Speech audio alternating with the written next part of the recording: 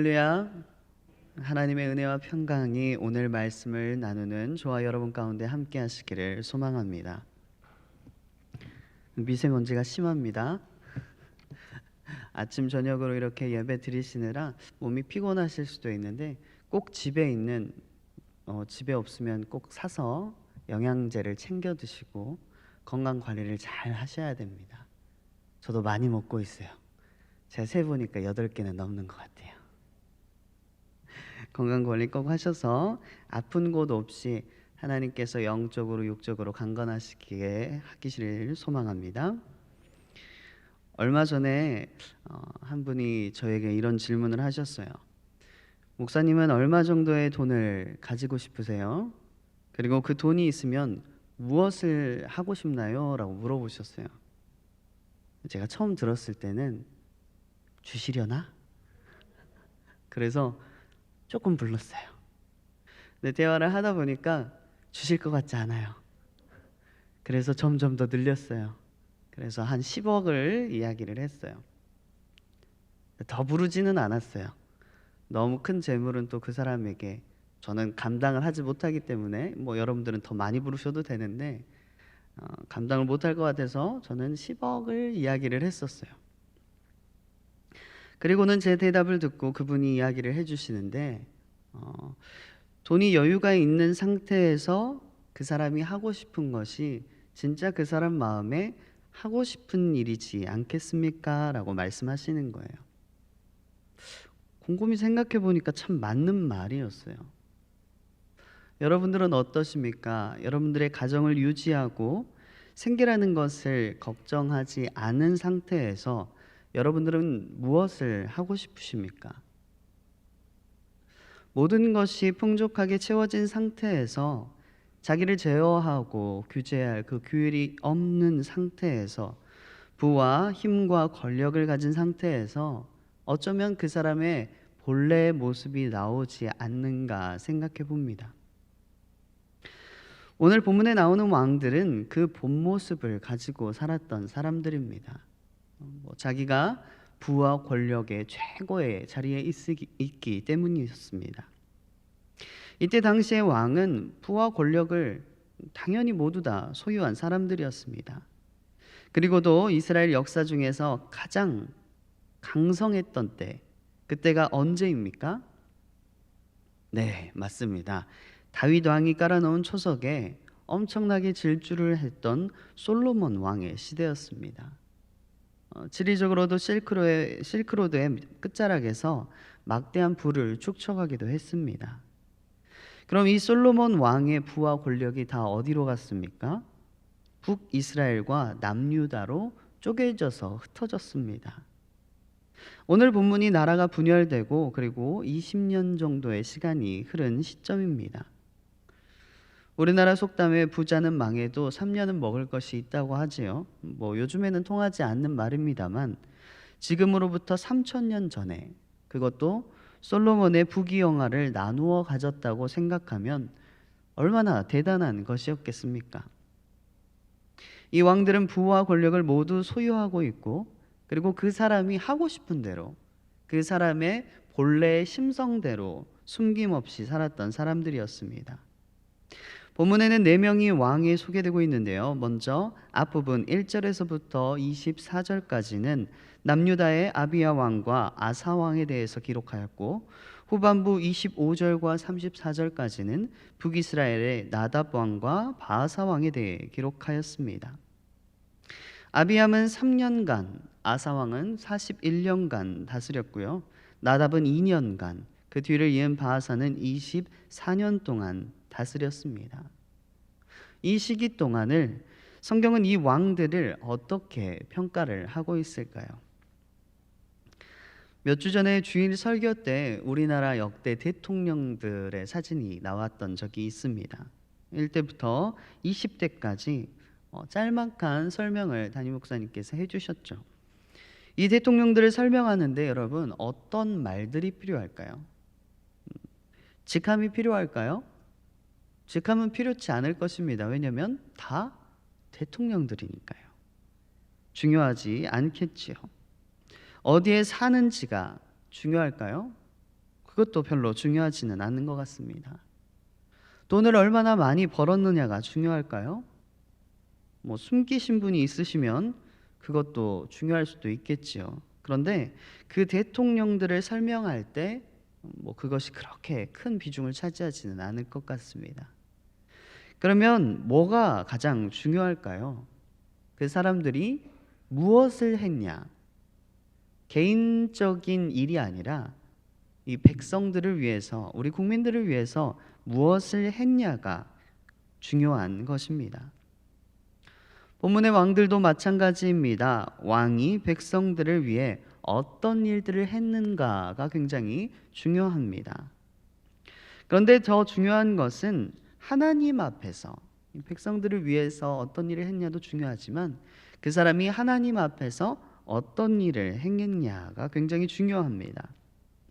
오늘 본문에서는 이 네 명의 왕들이 어떤 일을 했는지 압축해서 하나의 시점으로 바라보고 있습니다. 성경은 단 하나의 시점, 하나님의 시점에서 이 사람들을, 이 왕들을 바라보고 있습니다. 이 왕들을 바라보고 있는 그 시점에 기준점이 있습니다.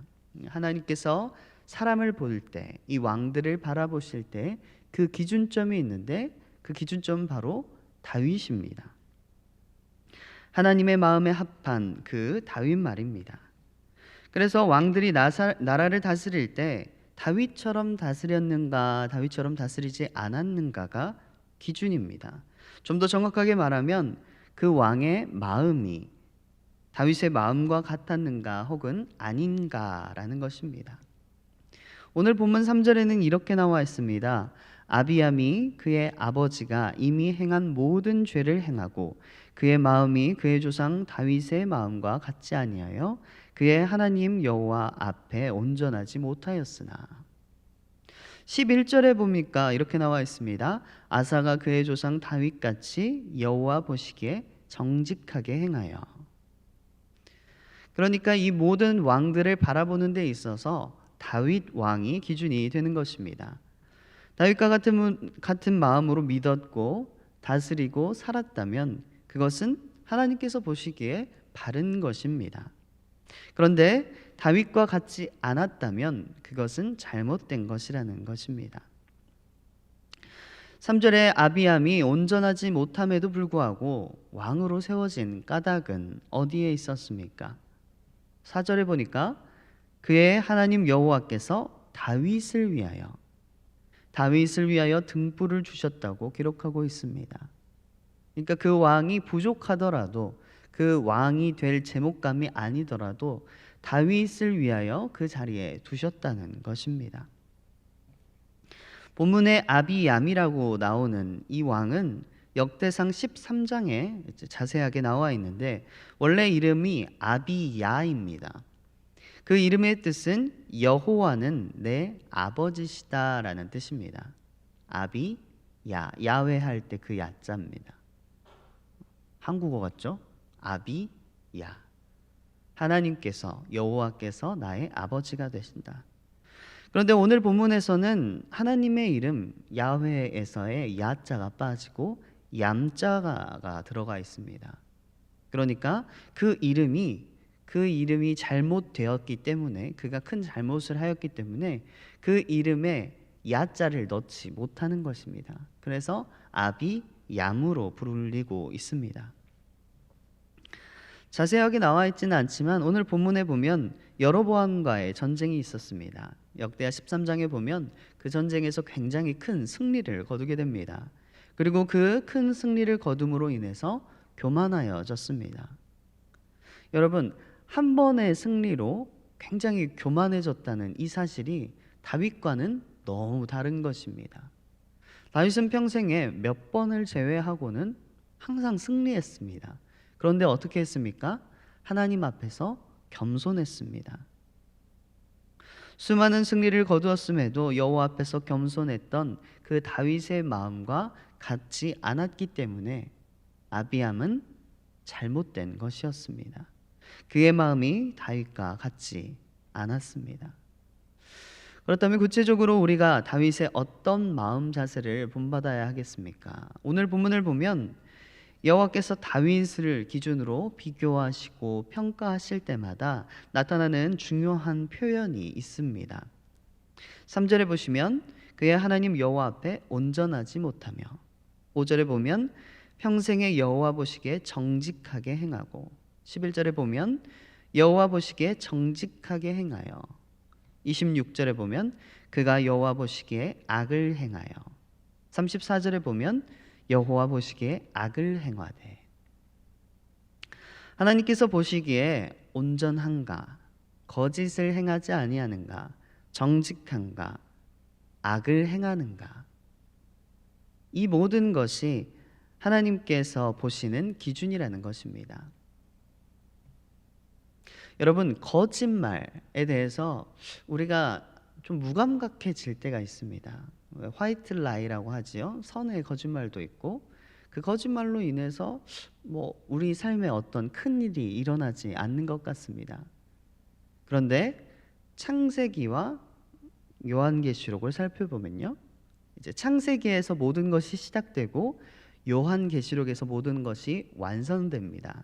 하나님의 구속사역이 그렇게 완성되어 갑니다. 그래서 창세기를 볼 때 요한계시록을 바라보고, 왜냐하면 마지막이기 때문에.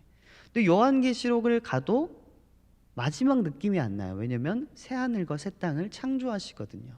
그래서 창세기와 요한계시록은 같이 보는 것이 좋습니다. 네, 창세기에서 보면 무엇으로 죄가 시작됩니까? 뱀의 거짓말로 그 죄가 시작됩니다. 그리고 요한계시록에 가면 뭐라고 말씀하시냐면 새 예루살렘에는 거짓말하는 자가 들어가지 못하리라.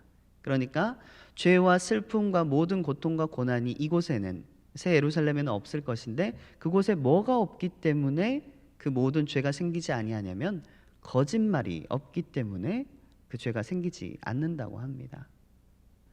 그래서 하나님께서 이 다윗을 보시기에 정직함, 거짓을 행하지 않음, 악을 행하지 않는 것이 굉장히 중요한 기준이 되는 것입니다. 본문이 우리에게 주시는 가르침은 무엇입니까?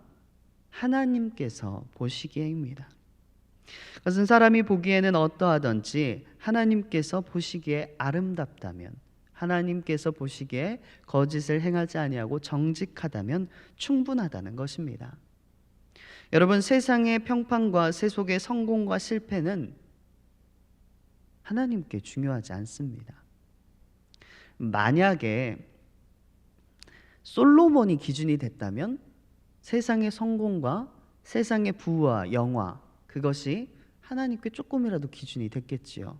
왜냐하면 세상적으로 볼 때 다윗 왕에 대해서 많이 이야기하지 않고요, 영화화되거나 회자되고 말이 많은 건 솔로몬이 숨겨놓았던 금은보화, 솔로몬의 성배, 이런 것들. 솔로몬만큼 부귀영화를 누린 자가 없었더라. 세상적인 성공은 솔로몬이 더한 셈입니다. 그리고 나라의 크기나 주변 나라들에 대한 영향도 솔로몬의 시대에 더 컸습니다. 그런데 성경은 무엇이라고 말하고 있고 하나님께서는 어떤 시점으로 바라보고 계십니까? 다윗 왕을 기준으로 삼습니다. 여호와께서 보시기에 정직했다면 그것이 바로 궁극적인 승리라는 것입니다. 그래서 우리 신앙생활이라는 것은 세상 기준, 세속의 안목이 아니라 하나님의 안목으로, 하나님의 시각으로 우리를 바라보는 것입니다. 그렇기 때문에 여러분, 많은 세상 사람들의 평가와 시선에 그렇게 너무 연연해하지 마세요. 요즘은 자기 PR 시대고 사람들이 나에 대해서 어떻게 말하는지를 굉장히 신경 쓰잖아요. 저도 신경 써요. 새벽마다 머리를 만지고 나와요, 여러분.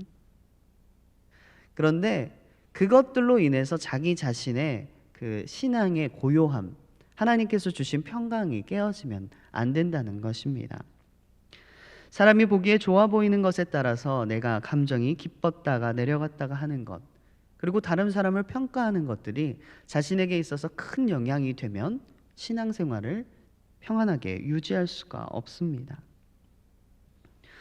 오늘 남과 북으로 바뀐 이스라엘과 유다 왕국을 보십시오. 본문에 묘사된 대로 수십 년 동안의 전쟁이 있고 이 전쟁은 끊임없이 계속됩니다. 인간의 역사라는 것이 언제나 전쟁과 아픔이 있기 마련입니다. 지금도 그렇지요. 인생의 역경과 고난과 우여곡절들이 참 많습니다. 경제도 어렵고 사회가 바뀔 때마다 혼란스러워지고 우리 모두는 크게 영향을 받습니다. 우리의 실제 삶이 그렇게 녹록하지 않습니다. 코로나가 다 지나갔습니다. 그렇죠? 제가 저번 달에 두 번째 코로나에 걸렸어요. 아팠어요.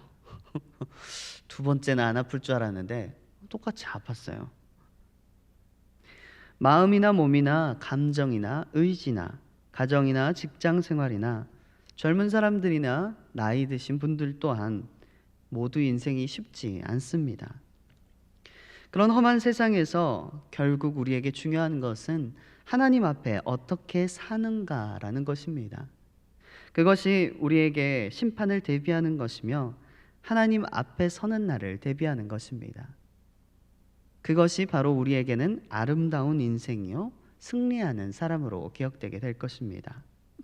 오늘 이 말씀을 기억해서 모든 일에서 승리하시고 다윗과 같이 하나님의 마음에 합한 자가 되시고 하나님의 생명책에 기록되는 여러분 되시기를 축복합니다. 함께 기도하시겠습니다. 사랑이 풍성하신 하나님, 감사와 찬양을 올려드립니다. 오늘 말씀을 통해 우리에게 응답하여 주시니 참 감사를 드립니다. 항상 모든 것이 하나님께로부터 왔음을 고백하고 모든 일들이 다 우연이 아니라 필연적으로 하나님께서 우리에게 섭리해 가시는 과정이라고 생각하고 오늘 하루를 귀하게 살아갈 수 있도록 인도하여 주시옵소서. 우리 인생에 찾아오는 수많은 순간과 상황들 모두 하나님의 섭리이며 계획임을 알기에 하나님께 감사와 영광을 올려드립니다. 우리 삶의 조각조각들이 모두 하나님의 말씀이며 만나는 모든 이들이 하나님께서 보내신 사람이며 경험하는 모든 상황들이 하나님의 사랑의 흔적임을 믿고 깨달아 알게 하여 주시옵소서. 이 모든 상황에서 하나님을 섬기는 종으로 하나님을 예배하는 증인으로 살아가기를 소망합니다. 하나님의 말씀 앞에서 평가받는 그날을 기억하면서 오늘을 살아가는 지혜를 우리에게 허락하여 주시옵소서. 하나님, 예물 드리는 손길이 있습니다. 받으시고 흠양하여 주시옵소서. 모든 것 주님께 의지합니다. 마지막 날 우리를 심판대에서 세워주실 예수 그리스도의 이름으로 기도드립니다. 아멘.